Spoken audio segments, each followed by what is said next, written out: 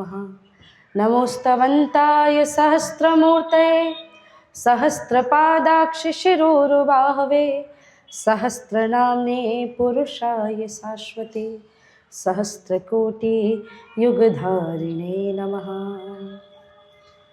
एक बार सभी लोग दोनों हाथ ऊपर उठाएं, एकदम सीधे, मुट्ठियां बांध के। बहुत देर से मैं आप लोगों को देख रही हूँ, ऐसे ऐसे ऐसे। धूप केवल आपको थोड़ी लग रही, हमें भी लग रही। सूर्य देवता का मुखमंडल हमारी ओर है, आप तो सूर्य देवता की तरफ पीछे करके बैठे, इतनी धूप नहीं लग रही। जरा ऊर्जा लेके आइए भुजाओं में, दोनों हाथ ऊपर उठा के। जहां जहां तक मेरी आवाज जा रही है इस पंडाल में और पंडाल के बाहर भी जो लोग खड़े हैं, दोनों हाथ ऊपर उठा के मुट्ठियां बांध के बोलिए। एक भी हाथ खुले नहीं रहने चाहिए, मुट्ठियां बांध के संगठित होकर हम सब बोलेंगे भारत माता की। बस इतनी सी आवाज, हाथ ऊपर रखिए। मैंने बोला थोड़ी कि हाथ नीचे करो, आप इतनी सी आवाज से हम अपनी ना आवाज बुलंद कर पाएंगे, ना पूरे क्षेत्र को बता पाएंगे कि हिंदू सम्मेलन हो रहा है। उठाइए दोनों हाथ और इतना उच्च स्वर में जय घोष करिए कि पूरे क्षेत्र में गुंजायमान हो, भारत माता की, भारत माता की, हिंदू राष्ट्र की, हिंदू धर्म की, राम जन्मभूमि की, कृष्ण जन्मभूमि की, काशी विश्वनाथ की। जय जय श्री राम, जय जय श्री राम, जय जय श्री राम।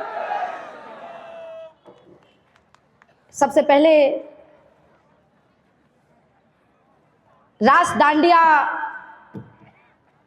कि इस परम पवित्र माटी, रामपुर की इस परम पवित्र धरती को कोटि कोटि प्रणाम करती हूँ, वंदन करती हूँ। जिनके दृष्टि झपकने मात्र से सृष्टि का प्रलय हो जाए, ऐसे परम आराध्य भगवान शिव, और यहाँ अद्भुत राठौरा धाम है, उस राठौरा धाम को और भगवान शिव को कोटि कोटि प्रणाम करती हूँ, वंदन करती हूँ। माँ भारती के चरणों में कोटि कोटि प्रणाम। मंच पे विराजमान परम वंदनीय, परम पूजनीय, और जिनकी वाणी के अद्भुत तीर लगातार आप सभी के ऊपर चले, पर सबसे बड़ी बात, वो तीर घायल करने वाले नहीं थे, वो तीर हिंदुओं को आलोकित करने वाले थे। ऐसे परम पूजनीय श्री सच्चिदानंद महाराज श्री के चरण कमलों में प्रणाम। जिनके त्याग तपस्या की भावना को अभी अभी भाई साहब ने बताया, और पूज्य महाराज श्री के पूर्व जिनके 100 वर्ष की संघ की गाथा को आप सभी ने श्रवण किया, ऐसे माननीय श्री सुरेंद्र जी भाई साहब को भी नमन और प्रणाम। विराजमान सभी सनातनी मातृशक्ति और सकल हिंदू समाज जो इस कार्यक्रम का आयोजक है, उस सकल हिंदू समाज को भी मैं प्रणाम करती हूँ, वंदन करती हूँ, नमन करती हूँ। एक बात बताना चाहती हूं कि पूरे देश भर में राष्ट्रीय स्वयंसेवक संघ के शताब्दी वर्ष के हिंदू सम्मेलन चल रहे हैं। अब सब लोग पूछते हैं कि इतने हिंदू सम्मेलन क्यों हो रहे हैं? कोई तो कारण होगा, कोई तो कारण होगा। 2 कारण हैं। एक कारण संघ ने दिया है, पंच परिवर्तन का भाव लेकर के समाज को जागृत कराने के लिए इन हिंदू सम्मेलनों को किया है। ये कार्यक्रम कोई संघ के पदाधिकारी नहीं करा रहे हैं, ये सकल हिंदू समाज के द्वारा किया जा रहा है। और दूसरा भाव मैं लोगों को बताती हूँ कि क्यों हो रहा है, कि संघ ने 100 वर्षों में हमें इतना अभय पद पे स्थापित किया है। हम सबका कर्तव्य बनता है कि हम संघ का धन्यवाद करें कि आपने हमें इस अभय पद पे स्थापित किया है। अगर आज संघ नहीं होता, लोग मुझसे पूछते भी है राष्ट्रीय स्वयंसेवक संघ क्या है, तो मैं उनसे कहती हूँ आपने महाभारत सुनी है। महाभारत में एक पात्र था जिसका नाम था कर्ण, उसके पास एक कवच था, एक कुंडल था, जिसके होते हुए उसे कोई मार नहीं सकता था। यहाँ तक कि भगवान को भी पहले कवच और कुंडल दान में मांगने पड़े, उसके बाद ही कर्ण को मार पाए। उस कर्ण के पास जैसे कवच और कुंडल था, उसी प्रकार से भारत देश का कवच जो है वो राष्ट्रीय स्वयंसेवक संघ है। और इसके होते हुए किसी माई के लाल में इतनी हिम्मत नहीं कि भारत की तरफ आंख उठा के देख सके। ये संघ है जिसने 100 वर्षों में अपने इस भारत भूमि को पूरी तरह से अभय पद पे स्थापित करने के लिए जगह जगह पे, गली गली में, नगर नगर में, गांव गांव में स्वयं सेवकों को स्थापित किया, संघ की शाखाएं लगाई। आपने भाई साहब से बड़े विस्तृत तौर पे, बड़े प्यार से, बड़े अच्छे से सुना। परंतु आज समय बड़ा विपरीत चल रहा है। मैं एक कहानी से प्रारंभ करूंगी, आपको समझ में आएगा। एक राजहंस था, बड़े ध्यान से सुनिएगा। एक राजहंस था। उस राजहंस ने देखा कि एक चूहा बड़ी तीव्र गति से इधर उधर व्याकुलता के साथ भाग रहा है। राजहंस ने कहा, चूहे तुम भाग क्यों रहे हो? तो चूहे ने कहा कि मेरी दुश्मन है बिल्ली, और वो बिल्ली मेरे पीछे पीछे आ रही है, वो मुझे मार गिराएगी, मुझे मार डालेगी। तो राजहंस बड़ा दयालु था। राजहंस ने क्या किया? चूहे को अपने पंखों में छुपा लिया, क्योंकि वो उदार भावना का व्यक्ति था। उसने कहा, तुम चिंता मत करो, मेरे होते हुए तुम्हें कोई हाथ नहीं लगा सकता। राजहंस ने पंखों में छुपा लिया, बिल्ली से बचा लिया। अब बिल्ली आई गई, एक बार, दो बार, तीन बार, चार बार बिल्ली भाग गई, लेकिन राजहंस को अभी भी डर था, कहीं बिल्ली फिर आ गई तो। बहुत घंटों तक राजहंस ने अपना पंख नहीं उठाया, परंतु अचानक देखा उसके बगल से खून बह रहा है, उसको बहुत पीड़ा हो रही है, बहुत कष्ट हो रहा है। और जैसे उसने पंख उठाने की कोशिश की, वो पंख नहीं उठा पाया। पता है क्यों? क्योंकि जिस विधर्मी चूहे को उस राजहंस ने शरण दी थी, रक्षा की थी, उसे बचाया था, उस विधर्मी चूहे ने राजहंस के पंख ही कुतर डाले। मैं आपको बताना चाहती हूँ, ये राजहंस कोई और नहीं, हमारा अखंड भारत था, और ये विधर्मी चूहे कोई और नहीं, अरब से आए हुए वो विधर्मी थे जिन्हें हमने शरण दी, और उन्होंने भारत के ही टुकड़े टुकड़े कर डाले। उन्होंने भारत को ही नोच खसोच के पूरी तरह से बर्बाद कर दिया। इसलिए हिंदुओं, सनातनियों, ये हिंदू सम्मेलन इसलिए भी कराया जा रहा है कि आपको अपने हिंदुत्व का बोध होना चाहिए, आपको पता होना चाहिए ये भारत भूमि आपकी माँ है, और माँ के प्रति हमारा कुछ कर्तव्य होता है, हमारे कुछ दायित्व होते हैं, हमारा कुछ धर्म होता है। हम कृष्ण के उपासक हैं, हम बंसी बजाते हैं, हम शंख बजाते हैं, पर समय आए तो राठौड़ा धाम के भगवान शिव का त्रिशूल उठाना भी जानते हैं, विधर्मियों का गला काटना भी जानते हैं। हमें शांति का भाषण करना आता है, हम शांति से रहना जानते हैं। मैं जगह जगह पे हिंदू सम्मेलनों में कह रही हूँ, ध्यान से सुनो हिंदुओं, इरादे हमारे विध्वंसक नहीं हैं, इरादे हमारे विध्वंसक नहीं है, अकारण युद्ध के हम भी प्रशंसक नहीं है। अहिंसा के हम सच्चे पुजारी हैं, अहिंसा के हम सच्चे पुजारी हैं, अहिंसक है हम, नपुंसक नहीं है।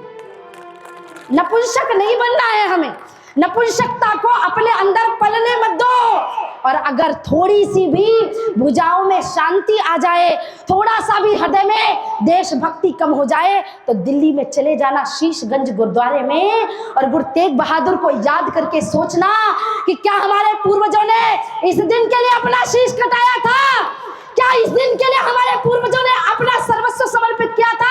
जोरावर सिंह, फतेह सिंह, 5 साल का बच्चा, 7 साल का बच्चा, कोई विचार भी नहीं कर सकता, उस बच्ची को दीवारों पे चिनवाया जाने लगा। बड़ा भाई आंखों में आंसू आ गए तो कहते हैं विधर्मी कि देखो तुम डर रहे हो, मैं जानता हूं, तो अभी भी वक्त है, छोटा भाई तो चुन गया है, तुम्हारी हाइट ज्यादा थी, तुम अभी भी बचे हो, इस्लाम स्वीकार कर लो, और इस्लाम स्वीकार कर लोगे तो तुम्हें छोड़ दिया जाएगा। बड़ा भाई गर्व से कहता है, मैं इसलिए नहीं रो रहा हूं कि मुझे दीवार पे चिनवाया जा रहा है, मैं तो इसलिए रो रहा हूं, देश में जन्म पहले मैंने लिया, देश का अन्न पहले मैंने खाया, लेकिन देश के लिए शहीद होने की बारी आई तो मेरा छोटा भाई पहले शहीद हो गया। ये सौभाग्य मुझे क्यों नहीं मिला? और रही बात इस्लाम स्वीकार करने की, तो जा, तूने मेरे पिता के बारे में सुना नहीं होगा। मेरे पिता गुरु गोविंद सिंह ने कहा है, 1.25 लाख ते एक लड़ाऊं, चिड़िया लाल में बाज तड़ाऊं, ते गुरु गोविंद सिंह नाम कहाऊं। मेरे पिता की वाणी है, हम तो एक ही, तुम 1 लाख पे काफी है। लेकिन समस्या इस बात की है कि भुजाओं में बल कम हो गया है, हम सिंहों की औलाद गीदड़ों की तरह अपने घर में छुपने लगी हैं। जब भी देवता को बलि देने की बात आई तो कहा एक काम करो, कोई जानवर पकड़ के लाओ, तो घोड़े को पकड़ के लाया। बोले ना ना ना ना, घोड़े की बलि कैसे दे सकते, अश्व नहीं वो, घोड़ा तो बहुत काम का है भाई, चलने फिरने के काम आता है, जाने के काम आता है, घोड़े को बलि नहीं दे सकते। तो गज को, हाथी को पकड़ के लाए, तो बोले गज नहीं वो, गज हाथी इतना बड़ा हमारी शान है, उसकी बलि कैसे दे सकते हैं। बोले किसी और को, बोले हाथी शेर को पकड़ के ले आते हैं। बोले ना ना ना, व्याघ्रम नहीं बचा, नहीं बचा, बाघ को तो लेके आओगे तुम्हें फाड़ के रख देगा, उसकी बलि कैसे। तो बोले काम करो, जो सबसे सीधा साधा हो, जो विरोध ना कर सके, उसको लेके आओ।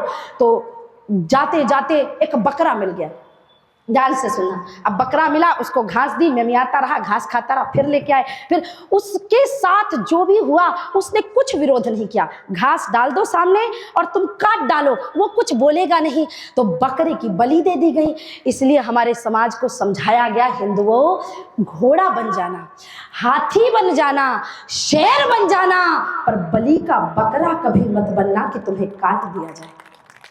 ये हिंदू सम्मेलन इसलिए हो रहे हैं कि हम आपको जगा सके। जन्म दुखम जरा दुखम जाया दुखम पुनः पुनः ताकालम महादुखम तस्मात् जागृहि जागृहि, उठो जागो।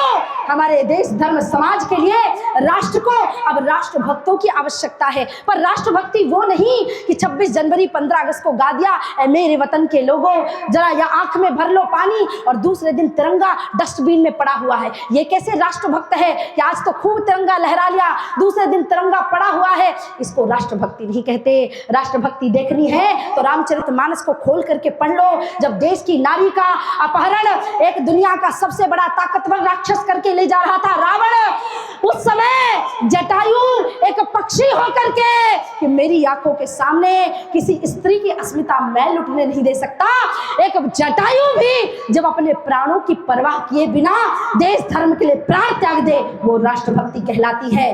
राष्ट्रभक्ति देखनी है तो महाराणा प्रताप के घोड़े को देख लो, चेतक को, हाथी को देख लो, रामदास को। जब स्वामी के लिए प्राणों की बलिदानी करने की बारी आती है तो वो घोड़ा भी पीछे नहीं हटता।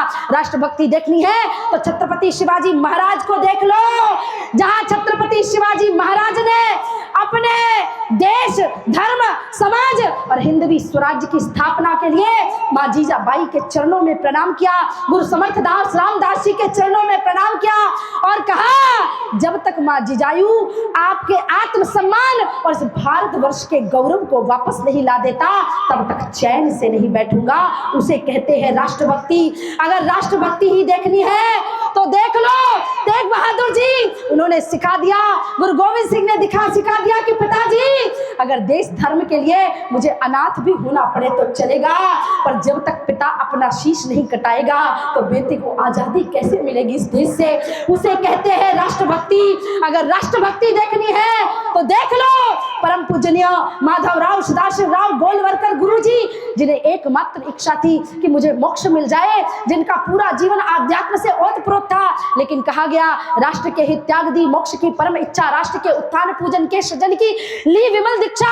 देव द्विज मानव सभी के रहे उद्धारक थे, वो स्वयं थे अग्नि सविधा गंध थे हवन थे, ऐसा जिनके बारे में कहा जाता है। जब उन्होंने देखा मेरा राष्ट्र संकट में है तो मोक्ष की इच्छा त्याग दी और गली गली नगर नगर गांव गांव जाकर के राष्ट्रीय स्वयंसेवक संघ को स्थापित किया और पूज्य हेडगेवार जी के स्वप्न को पूर्ण किया। इसे कहते हैं राष्ट्रभक्ति। केवल 15 अगस्त 26 जनवरी में गीत गाने से राष्ट्रभक्ति नहीं होती। मेरी माताओं से, मेरी बहनों से, मेरे समस्त हिंदू समाज से हाथ जोड़ के प्रार्थना करना चाहती हूँ। आज हम राष्ट्रभक्त तो बनना चाहते हैं लेकिन हम स्वयं नहीं बनना चाहते।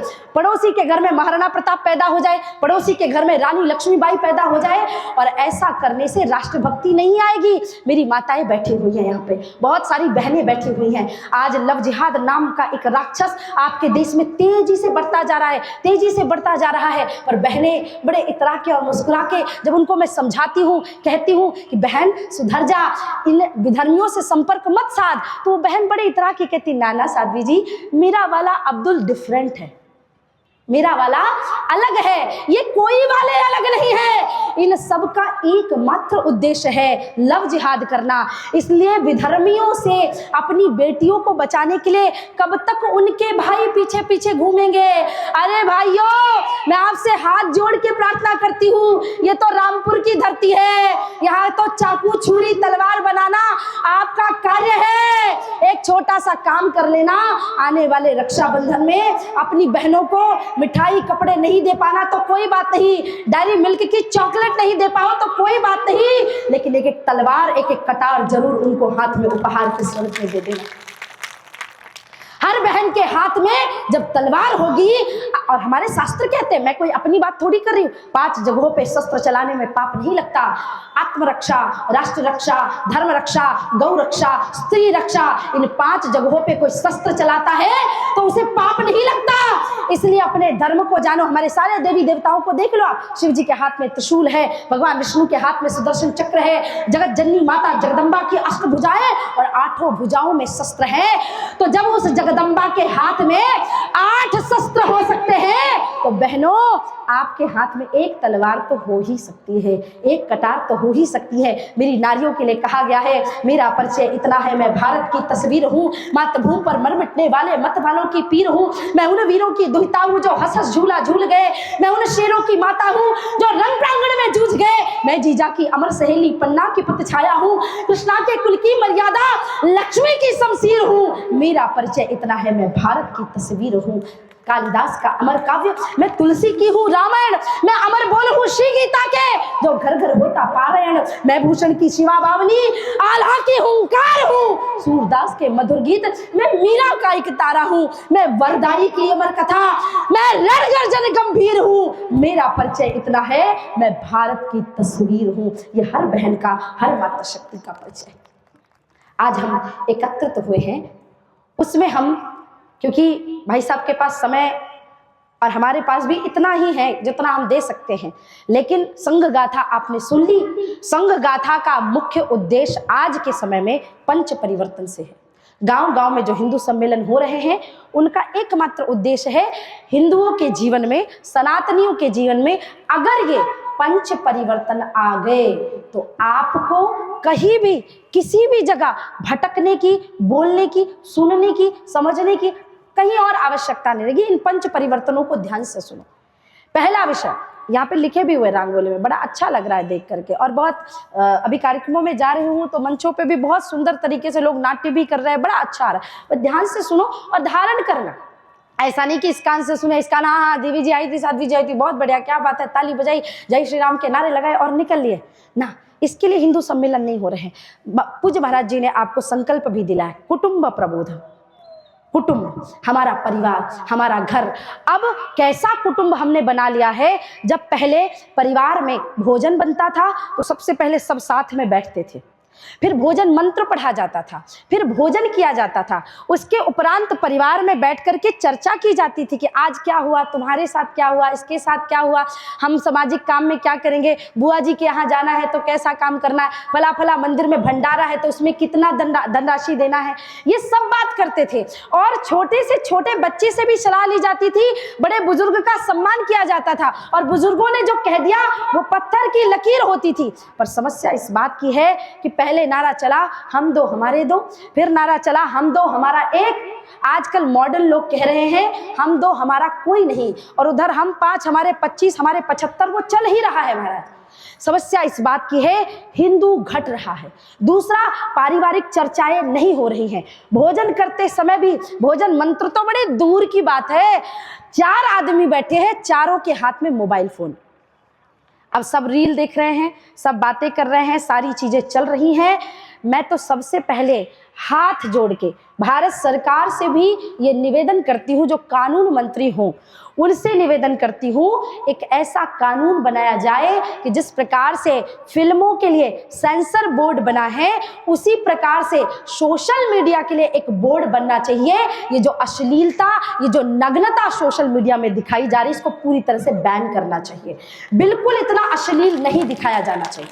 मैं हाथ जोड़ के सरकार से निवेदन करती हूँ, क्योंकि हमारा 5 साल का बच्चा वो भी रील देख रहा है, 6 महीने का बच्चा वो भी, बच्चा रो रहा है माँ ने मोबाइल पकड़ा दिया, बच्चा खाना नहीं खा रहा है माँ ने मोबाइल दे पकड़ा दिया। क्यों भैया, आज से 20 साल पहले जब फोन नहीं था तो बच्चे क्या भूखे मर रहे थे? हाँ, तब बच्चे पूरा दिन रोते ही रहते थे क्या? नहीं, हमारे माता पिता ने भी हमें पाला है, लोरी गा के पाला है, संस्कृत के श्लोक सुना करके पाला है, बच्चों को कहानियां, दादी नानी उनकी कहानियां सुना करके बड़ा किया है। अब माताओं पिताओं के पास समय नहीं तो बच्चे को फोन पकड़ा दिया। तो पहला तो सेंसर बोर्ड जैसा एक बोर्ड होना चाहिए जो पारिवारिक, ये जो हम रील और मोबाइल, और सबसे बड़ी बात 10 वर्ष की उम्र तक बच्चों को फोन ही ना दिया जाए। आप बच्चों को कुछ दिखाना है तो टीवी में रामायण महाभारत की कहानियां कथाएं दिखाइए, पर मोबाइल फोन पूरी तरह से वर्जित हो। कुटुंब प्रबोधन तब हमारे जीवन में लागू होगा जब मातृशक्ति उसकी बागडोर अपने हाथ में लेगी। बच्चा क्या खा रहा है, घर वाले क्या कहाँ जा रहे हैं, हम मंदिर जाते हैं कि नहीं। हमारा बेटा, एक माता जी आई एक एनुअल फंक्शन में, साध्वी जी आप ना मेरे बच्चे का गाना सुन के जाना, मेरा बच्चा बहुत अच्छा गाता है। मुझे भी संगीत से बड़ा लगाव था, मैंने कहा चलो चलो रुक ही जाती हूँ। मैं रुकी, बच्चा मंच पे आया, माइक उठाया और गाने लगा, 4 बोतल वोट का काम मेरा रोज का। मुझे बड़ा दुख हुआ। मैं पूरे कार्यक्रम में रुकी और अंत में वो माता जी को बुलाया, मैंने कहा इधर आओ, क्या गा रहा था? वो बोले साध्वी जी मेरा बच्चा ना हनी सिंह का बहुत बड़ा फैन है। मेरी बुराई हनी सिंह से है ही नहीं, मेरी बुराई तो आप लोगों से। बड़ा दुख है समाज से कि अपने बच्चे को हनी सिंह का नहीं, मैंने उन माता जी को कहा माँ अपने बच्चे को हनी सिंह का नहीं, पहले भगत सिंह का फैन बनाओ, तभी राष्ट्र धर्म समाज का कल्याण होगा। हनी सिंह का फैन बच्चे से बनने से बच्चा आगे नहीं बढ़ने वाला। बच्चा जॉनी जॉनी गा रहा है, बच्चा ट्विंकल ट्विंकल गा रहा है, गाओ बढ़िया है, किसी भाषा से मेरा विरोध थोड़ी है, सब भाषा आनी चाहिए, लेकिन उससे पहले बच्चे को गायत्री मंत्र आना चाहिए, उससे पहले बच्चे को हनुमान चालीसा आनी चाहिए। अगर आप सिख है, अगर आप जैन हैं तो आपको जिनवाणी आनी चाहिए, आपको गुरु नानक देव के वो शब्द याद आने चाहिए जिन्होंने एक एक शब्द लिखा कि जो तुझ भावे ताई भले कर। हे करतार, मेरी कोई इच्छा नहीं है, जो हम इस देश के उस समाज के लोग हैं जो भगवान के ऊपर समर्पित करके कहते थे कायेन वाचा मनुष्येन्द्रियर्वा बुद्ध्यात्मना वानसतस्य भावात्, उस परंपरा के संवाहक होने के बाद हम ऐसी भावना कैसे ला सकते? कुटुंब प्रबोधन। दूसरा, सामाजिक समरसता। ये इस जात का है, ये इस जात का है, ये इस जात का है। हिंदुओं मुझे बताओ किसने जाति में बांटा? कौन कौन गंगा जी में नहाने आज तक गया? हाथ उठाओ, बताओ जरा, गंगा जी में किस किसने नहाया? हाथ नहाया आप लोगों ने? मुझे बताओ गंगा जी ने किसी का आधार कार्ड मांगा क्या? बताओ, तुम ओबीसी हो, तुम हरिजन हो, तुम क्षत्रिय हो, तुम ब्राह्मण हो, तुम सुवर्ण हो, कौन सी जात के हो? गंगा जी ने आधार कार्ड मांगा क्या? जोर से बोलो, मांगा क्या? आप इतने तीर्थों में जाते हो, हाँ, आप दरबार साहिब जाते हो, आप घाट साहिब जाते हो, अमृतसर दरबार में जाते हो, पटना साहिब जाते हो, आपसे वहां आधार कार्ड पूछा जाता है? आपकी कोई जाति पूछी जाती है? वृंदावन जाते हो, बांके बिहारी के दर्शन करते हो, आपकी जाति पूछी जाती है क्या? जब भगवान जाति नहीं पूछते, हमारे तीर्थ जाति नहीं पूछते, तो दुनिया में किसी की इतनी ताकत नहीं कि हिंदुओं को जाति पाति में बांट करके अलग कर सके। हम सबकी एक ही जाति है। उडुपी के उस हिंदू सम्मेलन में संतों की अध्यक्षता में परम पूजनीय गुरुजी और संतों का उद्घोष था, हिंदवः सहोदरः सर्वे न हिंदू पतितो भवेत्, मम दीक्षा हिंदू रक्षा, मम मंत्र समानता। हम सबकी केवल एक जाति है, हम सब सनातनी हैं, बस, इसके अलावा कुछ और नहीं, कोई जाति नहीं। जाति पाति की करो विदाई, हम सब हिंदू भाई भाई। सामाजिक समरसता कैसे आएगी? जब हम एकजुट होंगे। बताओ, कुत्ते को पत्थर मारो, कुत्ता भाग जाता है क्या? कुत्ते को पत्थर मारो तो कुत्ता भाग जाता है। मधुमक्खी के छत्ते में पत्थर मारो तो पूरे शरीर को लाल कर देगी महाराज, जीने नहीं देगी। छोटे छोटे हो लेकिन मधुमक्खी के छत्ते की तरह जिस दिन बन गए उस दिन कोई तुम्हारा बाल बांका नहीं कर पाएगा। लेकिन समस्या इसी बात की है कि हम जातियों में बटे हैं। एक जंगल में एक टिटहरी रहती थी, उस जंगल से बड़ा प्रेम करती थी। एक दिन जंगल में आग लग गई, बड़े ध्यान से सुनना, जंगल में आग लगी तो वो झरने के पास गई, चोंच में जल भरा और जल भर करके जंगल की आग में डालने लगी। तो वहां से कौवों का एक झुंड जा रहा था। कौवों के झुंड ने कहा, अरे टिटहरी पागल हो गई है, बददिमाग हो गई है, तेरे जरा से चोंच के जल से जंगल की आग बुझने वाली नहीं है। टिटहरी ने बड़ा सुंदर उत्तर दिया, मैं जानती हूं मेरे जरा से चोंच के जल से जंगल की आग बुझने वाली नहीं है, पर जब भी जंगल का इतिहास लिखा जाएगा मेरा नाम आग बुझाने वालों में और तुम्हारा तमाशा देखने वालों में आएगा। जब भी इस देश का इतिहास लिखा जाएगा ना हिंदुओं, तो ये जरूर आ जाएगा कि हिंदू आपस में बट गए इसलिए देश कट गया। इसलिए हाथ जोड़ के प्रार्थना, समाज की समरसता बढ़ाओ। कोई जाति नहीं, हम सबकी एक जाति है, संस्कृति सबकी एक चिरंतन, खून रगों में हिंदू है, विराट सागर समाज अपना, हम सब इसके बिंदु हैं। तीसरा विषय है पर्यावरण का संरक्षण करो। बहुत लोग मुझसे कहते दीदी मैंने 10,000 पेड़ लगाए, 10,000 पेड़ों को बचाया है मैंने जीवन में। मैंने उनको बड़े प्यार से हाथ जोड़ के कहा क्षमा करना, बहुत बढ़िया काम किया आपने, 10,000 पेड़ लगाए, बस एक बात सुधार लो, 10,000 पेड़ों को आपने नहीं बचाया, उन 10,000 पेड़ों की वजह से हम बचे हुए हैं। अगर पेड़ लगाओगे तो बचेंगे और पेड़ नहीं लगाओगे तो हम सब विनाश की ओर चले जाएंगे। पूरी दुनिया लिबरल होने का ढोंग करती है, पर वास्तविकता में पूरी दुनिया में कोई सर्वे भवन्तु सुखिनः की भावना वाला है तो वो केवल और केवल हिंदू है। हाथ में एक कुत्ता पकड़ लेंगे विदेशी और कहेंगे वी आर एनिमल लवर, लेकिन भारत वो देश है जहां गाय की पूजा होती है, बैल की पूजा होती है, नंदी की पूजा होती है, सिंह की पूजा होती है, गणेश जी रास्ते से आ जाए तो हाथी की पूजा होती है। अरे वो तो छोड़ो हिंदुओं, ये हमारा सनातन धर्म है, हम तो नाग पंचमी के दिन सांप की भी पूजा करते हैं। इतना विराट हमारा सनातन धर्म है।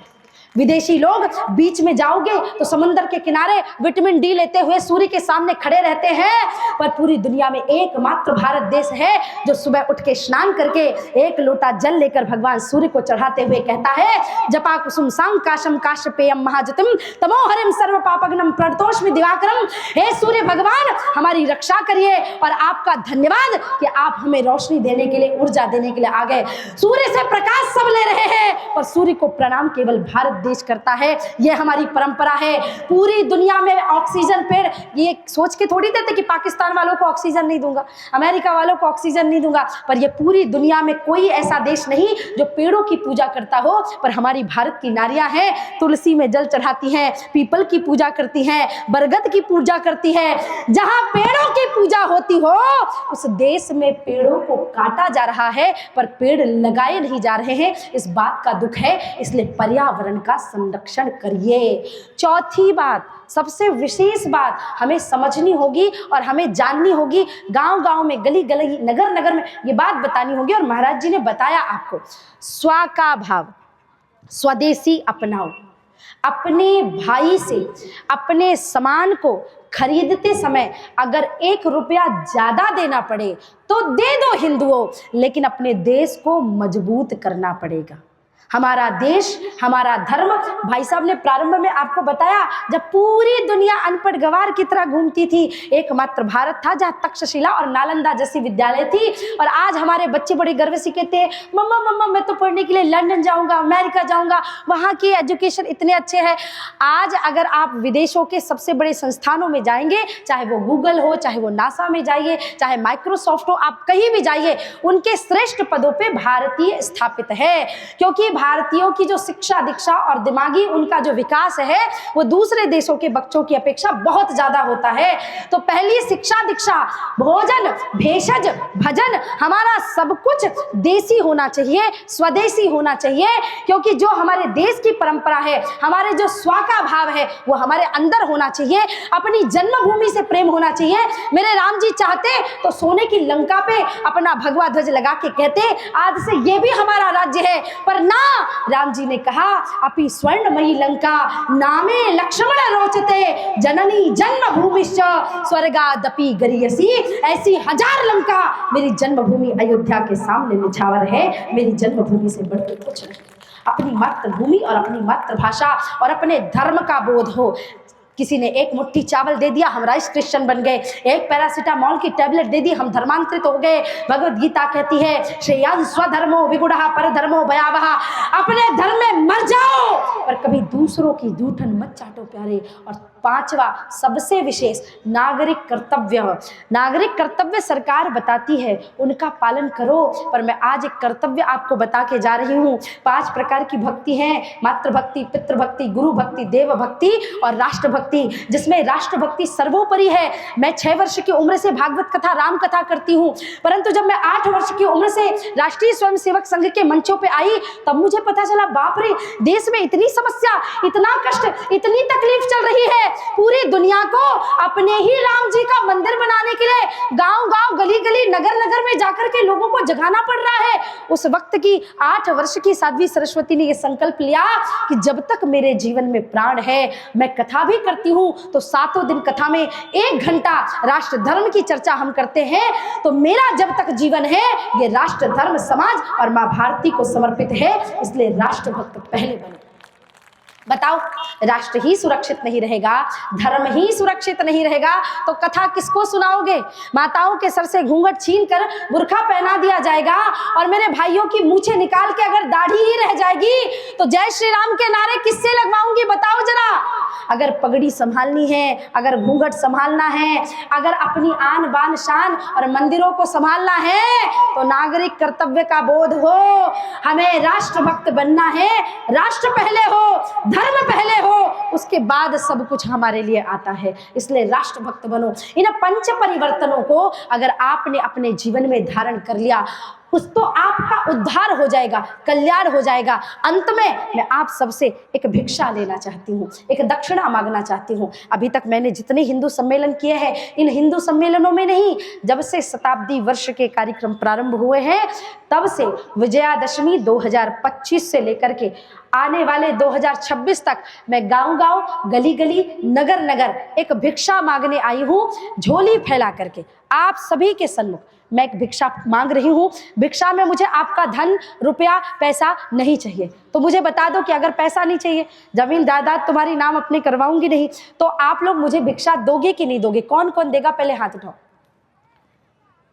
जरा हाथ उठा लो। क्या क्या मांग लूंगी बताओ जरा। ऐसा देवी जी आएंगी, बोलेंगी लो बंदूक रखो, हाँ, और बताओ जरा कौन कौन भिक्षा देना चाहता? हाथ उठाइए।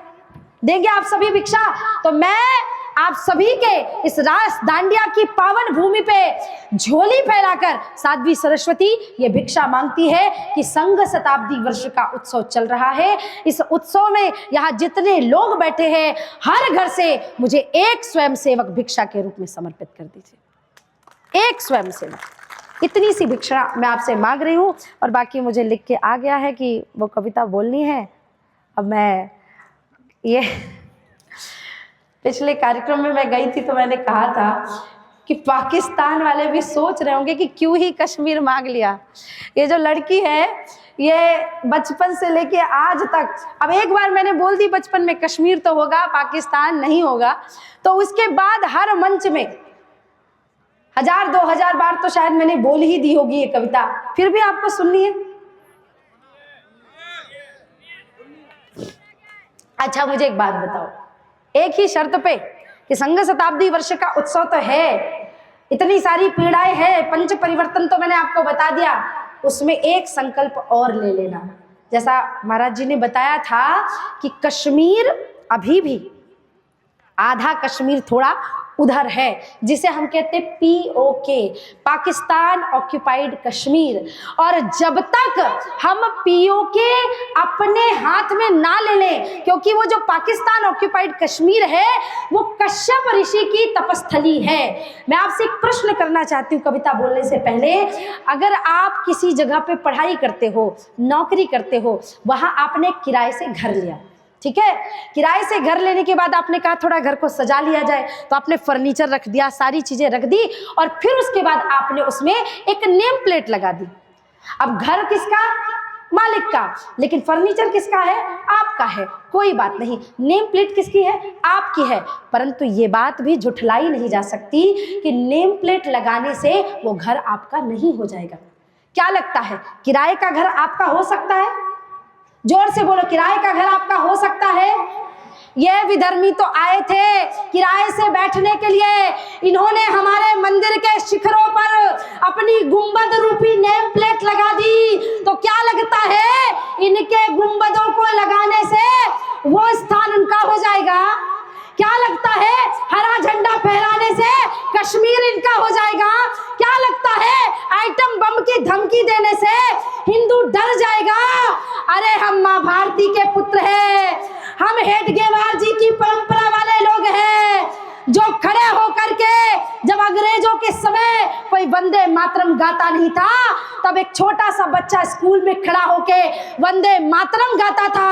जब रानी के जन्मदिन की मिठाई पूरे देश में बचती थी, तब हेडगेवार जी नाली में फेंक देते थे, क्योंकि वो डरते नहीं थे किसी से। हम भी डरते नहीं हैं, हम डरते नहीं अणुबम्बों से, विस्फोटक जलपोतों से, हम डरते हैं ताशकंद शिमला जैसे समझौतों से। सियार भेड़िए से डर सकती सिंहों की औलाद नहीं, भरतवंश के इस पानी की है तुमको पहचान नहीं। आइटम बम बना करके तुम किस्मत पर भूल गए, 65, 71 और 99 के युद्धों को शायद भूल गए। तुम याद करो, अब्दुल हमीद ने पेटन टैंक जला डाला, हिंदुस्तानी नेटो ने अमेरिकी जेट जला डाला। तुम याद करो, गाजी का बेड़ा झटके में ही डुबा दिया, ढाका के जनरल रियाजी को दूध छठी का पिला दिया। तुम याद करो 90,000 उन बंदी पाक जवानों को। तुम याद करो शिमला समझौता, इंदिरा के एहसानों को। और अब की जंग छिड़ी तो सुन ले, नाम निशान नहीं होगा। कश्मीर तो होगा, पीओके तो होगा, लेकिन पाकिस्तान नहीं होगा। ये आवाज, ये एटम बम पर हिम्मत कौन दिखाएगा? अरे इन्हें चलाने को क्या बोलो, बाप तुम्हारा आएगा। अब की चिंता मत कर, चेहरे का खोल बदल देंगे। इतिहास की क्या हस्ती है, पूरा भूगोल बदल देंगे।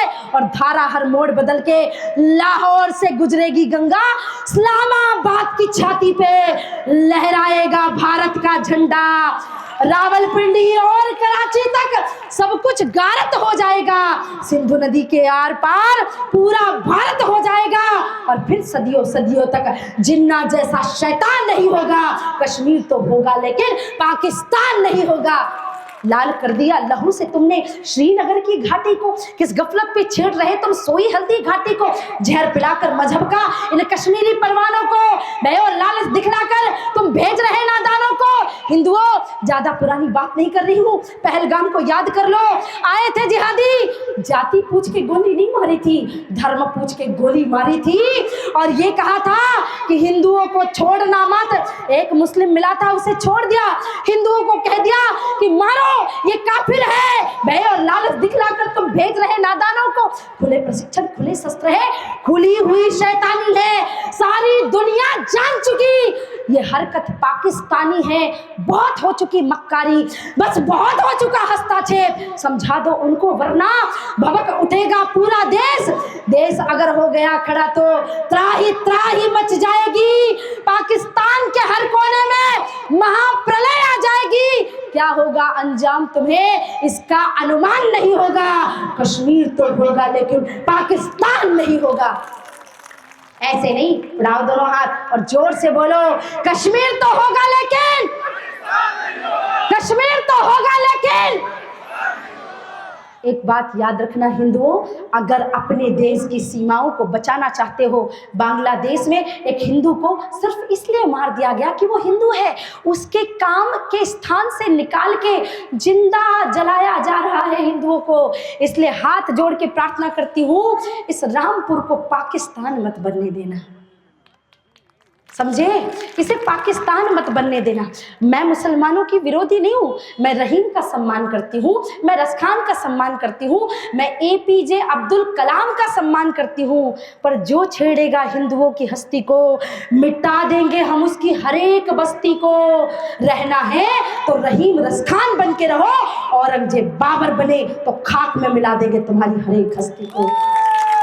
इस रामपुर की धरती पे बाबर अकबर का राज नहीं चलेगा, यहाँ केवल रहीम रसखान का स्वागत है। अकबर बाबर मिले, अकबर बाबर बने, औरंगजेब बने तो इसी धरती में 10 फुट नीचे गाड़ दिया जाएगा और उसके ऊपर भगवा ध्वज लहरा दिया जाएगा। अब ऊपर उठने नहीं देना है। इसलिए संघ शताब्दी वर्ष के इस उत्सव में हम सबको सबसे पहले सामाजिक समरसता को सोचना होगा। अपने कुटुंब को पूरी तरह से एकजुट करके एक साथ होकर वसुधैव कुटुंबकम की भावना लेकर कार्य करना होगा। नागरिक कर्तव्य को समझ के राष्ट्रभक्ति अपने जीवन में अपनानी होगी। स्व का बोध, स्वदेशी का बोध लेकर के हर सनातनी को स्वदेशी चीजों को अपनाना और स्वभाषा का, स्वभेषज का, स्वभोजन का बोध होना, और सबसे बड़ी बात पर्यावरण का संरक्षण यानी देश का संरक्षण, सामाजिक सुरक्षा, सामाजिक स्वच्छता, ये सब हमारा काम है। क्योंकि देखो देश के वीर जवानों, खून पे ये इल्जाम न आए, मां न कहे कि मेरे बेटे वक्त पड़ा तो काम न आए। ठीक है, एक भिक्षा मांगी थी आपसे, हर घर से स्वयं सेवक निकले और अगर गांव से प्रचारक निकल जाए तो समझ लेना बेटा आईएएस आईपीएस बने तो भाग्य की बात है, डॉक्टर इंजीनियर बने तो भाग्य की बात है, पर बेटा अगर राष्ट्रीय स्वयंसेवक संघ का प्रचारक बन गया तो समझना बड़े सौभाग्य की बात है, वो देश धर्म समाज का कार्य करने जा रहा है। उड़ाइए दोनों हाथ। अब इतना चिल्लाया मैंने तो कम से कम इतनी आवाज आप भी लगा देना कि उन विधर्मियों के पास चली जाए। थोड़े समय एक नारा लगा था कि कितने अफजल मारोगे, घर घर से अफजल निकलेगा, तो इतना जोर से निकलो, इतना जोर से जयघोष सुना बोलो कि अगर कोई अफजल आपकी आवाज सुन भी रहा हो तो वो परिवर्तित होकर के शिवाजी महाराज के पद चिन्हों पर चलने लगे और देश धर्म समाज का कार्य करने लगे। उड़ाओ दोनों हाथ, एकदम सीधे मुट्ठी बांध के बोला भारत माता की, भारत माता की, भारत माता की, हिंदू राष्ट्र की, हिंदू धर्म की, हिंदू धर्म की, राम जन्मभूमि की, कृष्ण जन्मभूमि की, काशी विश्वनाथ की, जय जय श्री राम, जय जय श्री राम। मेरे बहुत सारे सरदार भाई बैठे मुट्ठी बांध के, सभी लोग दोनों हाथ ऊपर उठा के बोलो जो बोले सो निहार, जो बोले सो निहार, जय जय श्री राम। आप सभी को बहुत बहुत धन्यवाद। जय श्री राम, जय मां भारती। बहुत धन्यवाद।